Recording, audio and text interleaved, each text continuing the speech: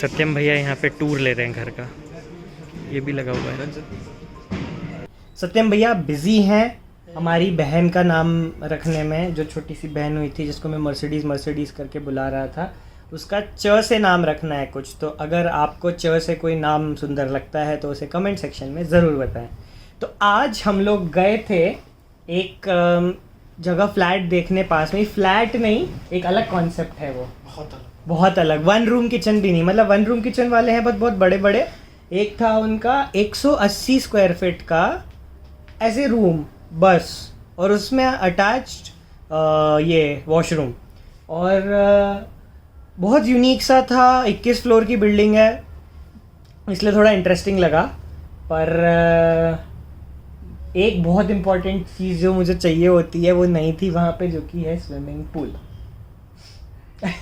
Anyways बहुत बाकी सारी एमिनिटीज़ है, और हमारी गाड़ी को किसी ने बाहर ठोक दिया था, तो वहाँ पे एटलीस्ट पार्किंग भी हो जाएगी।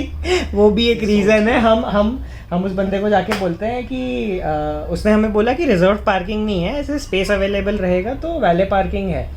तो हमने कहा कि मेनली हम पार्किंग के लिए भी देख रहे थे, तो एकदम शॉक हो गया कि ना कोई सर्वे में निकला ना कहीं निकला कि out of the course, out of the syllabus की पार्किंग के लिए भी लोगों को चाहिए रहता है, क्योंकि पास में ही रहते हैं हम, ज़्यादा दूर नहीं हैं, और हमारी बिल्डिंग में पार्किंग नहीं है। तो वो एक था, तो वहाँ पे पार्किंग हो जाएगी। छोटा सा होगा 180 स्क्वायर फीट का, जो थोड़ा बजट में बैठ रहा है। बाकी उसके अगले ही वाला जो 300 स्क्वायर फीट है वो तो बहुत ज़्यादा बाहर है बजट से। तो वही बोल सकते हैं farm house, personal farm house यार। हाँ, मतलब वहाँ इतनी ही जगह है। मतलब जो मेन रूम है वो तो 120 स्क्वायर फीट का है, 10x12। उसमें आप एक बेड लगा सकते हो, एक टीवी लगा सकते हो, टोटल चिल कर सकते हो। बस, और कुछ नहीं कर सकते। फील लेना है कि हमें होटल बहुत दिन से नहीं गए, तो जाके वहाँ जाके पड़ जाओ कि तो पर बाकी एकदम सुख सुविधा से लैस की कीलेस एंट्री होगी, और जिम्नेजियम होगा, और कार्डियो के लिए अलग से होगा, और वैले पार्किंग होगी, और क्या क्या था। मैं अभी बुकलेट लेके बैठा हूँ कि क्या है, और मेरे को डिसाइड करने में एक ऐसा लग रहा है कि यार जॉब अब मुंबई में होगा, वहाँ रेंट इतना ज़्यादा भरना होगा, तो वहीं के शायद देख लेते हैं ऐसे कोई स्टूडियो अपार्टमेंट। वहाँ का मैंने एक कुछ सर्च किया था, 85 lakhs। इतना कितना एक कमरे का इतना कैसे हो सकता है। तो इनका ब्रोशर मैं अभी देख रहा हूँ, और एकदम मस्त व्यू है, हिल के जस्ट बाजू में है, और एकदम से टॉप फ्लोर पे है, 21st फ्लोर। तो पुणे में इतनी कॉमन नहीं है 21 फ्लोर्स की बिल्डिंग, हमारे एरिया में तो बिल्कुल नहीं है। मैक्सिमम 11-12 फ्लोर की होती है। तो वहाँ से एक साइड से पूरी लेक दिखेगी, हाईवे दिखेगा, पहाड़ दिखेंगे। हमारे एरिया में घुसते ही पहले बिल्डिंग वही दिखेगी, लंबी, एकदम लंबी वही दिखेगी, सारे छोटे बच्चे। और एक बहुत इम्पॉर्टेंट चीज़ जो उन्होंने दी है वो बोल रखा है कि 10 फीट वाइड तुम्हारा वो होगा, मतलब एक बड़ा सा कांच देंगे वो, उसमें आधा स्लाइडिंग होगा, और पूरा कांच होगा। तो मेरे को तो बड़ा फैंसी लगता है ऐसे लाइटिंग वगैरह के लिए। काफ़ी सही दिख रहा है। वैसे मैं आपको दिखाता हूँ। तो ये है वो बिल्डिंग जिसके बारे में मैं बात कर रहा हूँ। ऐसा कुछ यहाँ पे कमरे होंगे, बस यहीं पे बालकनी दी है।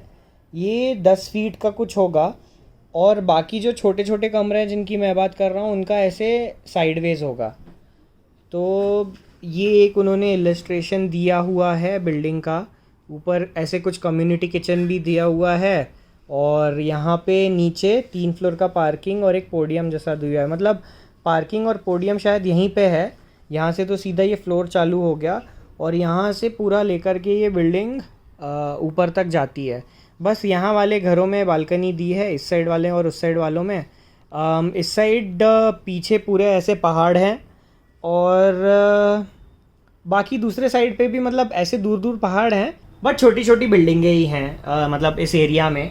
तो इसलिए ऐसे थोड़ा मन कर रहा था कि एक ले लेते, होना चाहिए एक ऐसा पार्टी हाउस टाइप का घर के थोड़ा पास।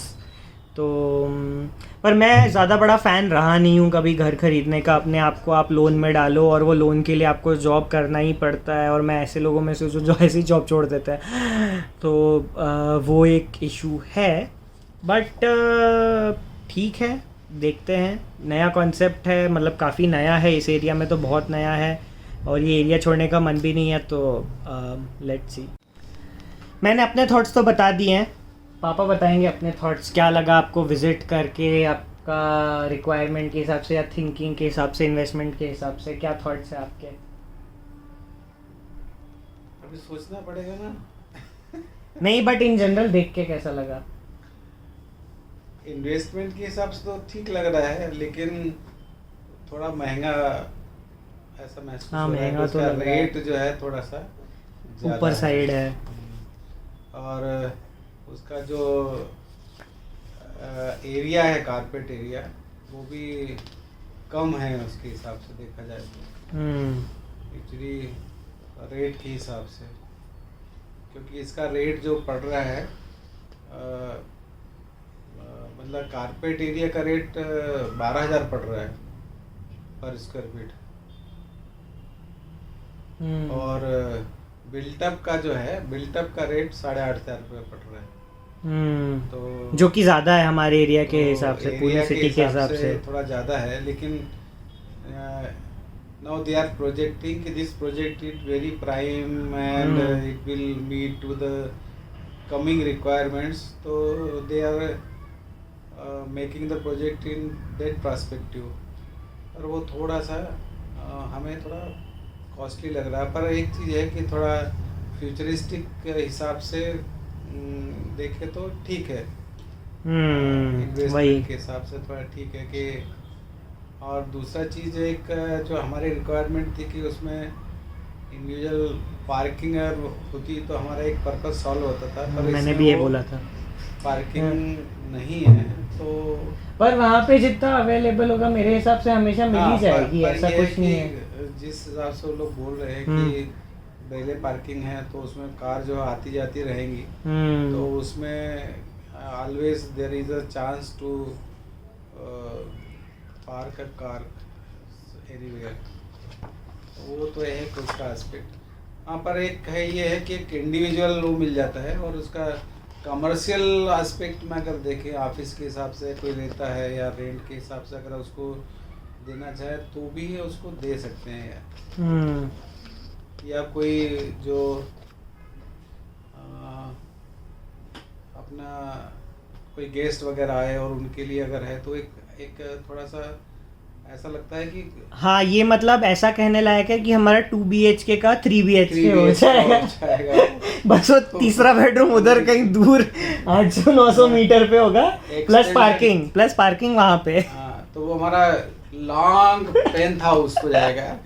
ऐसे वहाँ तक फ्यूचर में जब फ्लाइंग कार या कुछ आ सकता है तो एकदम ऐसे फुल कनेक्टिविटी दे सकते हैं टेरेस से। इधर 2 BHK और उधर पेंथ हाउस जो है ऐसा हो जाएगा कि पेंथ हाउस हमारा 19th फ्लोर के ऊपर दूसरी जगह में, that is extension to our this thing. But बस एक बीच में थोड़ा गेट, वो एक एडवांटेज है, and it is close by, तो मुश्किल से हार्डली इट इज 200-300 मीटर्स है, तो क्लोज बाई। और वहाँ पर ऐसा है कि आराम किया जा सकता, कोई गेस्ट वगैरह आए कुछ आए तो peacefully they can stay there, enjoy कर सकते हैं ब्यूटी। वो उस एक सेंस है। में अच्छा है। ओनली फैक्टर इज कि थोड़ा सा कॉस्टली जा रहा है। हाँ, बट एक पॉइंट मेरे को ये भी लगता है, जो कि जैसे मतलब अब मुझे लगता है ऐसा हमारा नेक्स्ट स्टेप ये होना चाहिए कि मैं पहले देखूँ कि मुंबई में और स्टूडियो अपार्टमेंट्स कितने कितने के, मतलब जो ऑलरेडी वहाँ पे बने हुए हैं। मान लो मेरा अगर उनका EMI भी अराउंड सेम बनता है अगर, तो it would make more sense कि मैं वहाँ खरीदूँ, क्योंकि वहाँ पे भी मतलब रेंट तो मैं दूंगा ही ना। हाँ, पर उसका ये देखना पड़ेगा कि तुम्हारा जहाँ ऑफिस स्पेस है उससे कितना क्लोज है। हाँ। क्योंकि बॉम्बे में ऐसा है कि अगर वो दूर अगर मिलता है और वहाँ से तुम्हें अगर दूर ट्रेवल करना है तो फिर ट्रेन लोकल उससे जाना, तो वहाँ का ट्रैफिक जो है वो थोड़ा सा प्रॉब्लमेटिक है। और तो उस हिसाब से वो, हाँ, अगर नियर बाई एरिया में कोई स्टूडियो अपार्टमेंट मिलता है तो, पर जिस एरिया में ऑफिस है वहाँ एरिया के हिसाब से देखा जाए, बांद्रा कुर्ला के ऑफिस में तो उसके आसपास अगर कोई ऐसा स्टूडियो अपार्टमेंट होगा तो definitely it will be more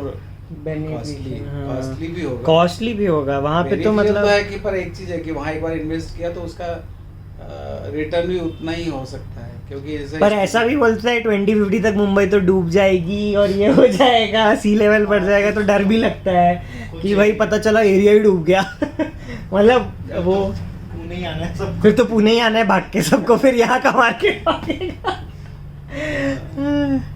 तो देखते हैं, मुंबई के स्टूडियो अपार्टमेंट्स की जारी रहेगी खोज।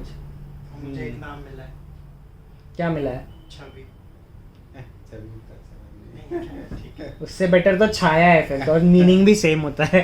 छवि और छवि छाया। बहुत कॉमन नाम है एक्चुअली। सुना नहीं मैंने। उनको चारू कॉमन नेम लगा, हमारे यहाँ नहीं है ना चारू, मैंने नहीं सुना है ये ज्यादा। चारू कॉमन अपने इधर हाँ। common है। उससे बहुत है। अच्छा ठीक है, एनीवेज आपको च से कोई नाम मिले तो कमेंट सेक्शन में ज़रूर बताना। आपसे मिलता हूँ अगले वीडियो में। Do subscribe the channel.